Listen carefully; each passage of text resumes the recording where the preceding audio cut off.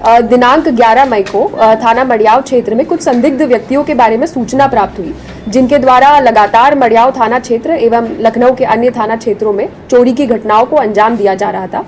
इन संदिग्ध व्यक्तियों से जब इनका नाम पता ज्ञात किया गया एवं गहराई से पूछताछ की गई तो इनके कब्जे से हमें कई वस्तुएं बरामद हुई, जैसे एक गले का हार पीली धातु की 2 चेन, 2 मंगलसूत्र, एक माथे का टीका, एक अंगूठी एवं एक जोड़ी कान के टॉप्स और नगद 29,400 रुपए।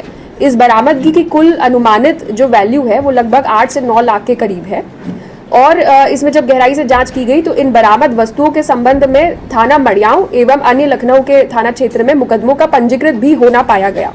अभियुक्तों से पूछताछ जब की गई तो यह सामने आया कि इन अभियुक्तों के द्वारा ऑटो रिक्शा एवं टेम्पो टैक्सी में बैठकर सवारियों के साथ जो है उनके सामानों में, बैग में से कीमती वस्तुएं जो है चोरी कर ली जाती थी।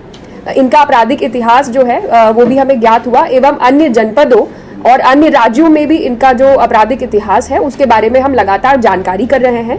और अभी तक की हमारी जांच में सामने आया है कि इन व्यक्तियों द्वारा एक सक्रिय गैंग की तरह काम किया जाता था और लगातार चोरी की घटनाओं को इनके द्वारा अंजाम दिया जाता था। आम लोगों से आमतौर पर ये घटनाएं जो कारित करती है, क्या तरीका रहता था, किस तरह से लोगों को किस तरह से टप्पेबाजी किया करती है?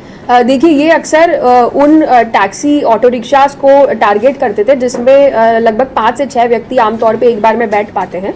और इस तरीके से जब उन व्यक्तियों के पास ये देख लेते थे कि कुछ वस्तु है, कोई बैग है या कोई ऐसी चीज़ है, तो जैसे ही सामने वाले का ध्यान भटकता था, क्योंकि ये अपने चोरी में काफ़ी सक्रिय है तो ये काफ़ी प्रोफेशनल हम इन्हें कह सकते हैं, तो जैसे ही सामने वाले का ध्यान भटकता था ये जो है चोरी की घटना को तुरंत अंजाम दे देते थे। अभी तक में संपर्क भी कैसे है?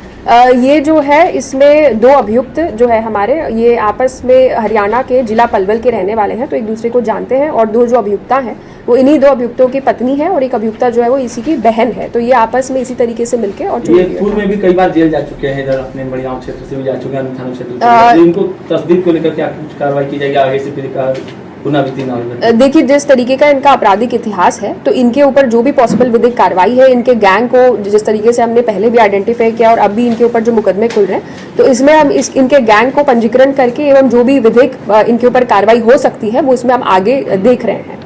मैं जो गांव है जहाँ के रहने वाले हरियाणा के, क्या ये गांव इस तरह का ही है कि इस तरह के लोग यहाँ से इस तरह की एक्टिविटी करते हैं? क्योंकि ये कहा जाता है कि वहाँ से इस तरह का पूरा एक ऑपरेशन है, गांव से इस तरह के ही लोग वहाँ पर रहते हैं। देखिए, हमारे सामने जो ये 5 लोग हैं ये मूलतः उसी गांव के हैं, लेकिन वहाँ अन्य लोगों के बारे में कह पाना पॉसिबल नहीं हो पाएगा। लेकिन हाँ, ये 5 लोग उसी गाँव के हैं, तो ये अभी इस तरीके की घटनाएं कारित कर रहे हैं। ठीक है।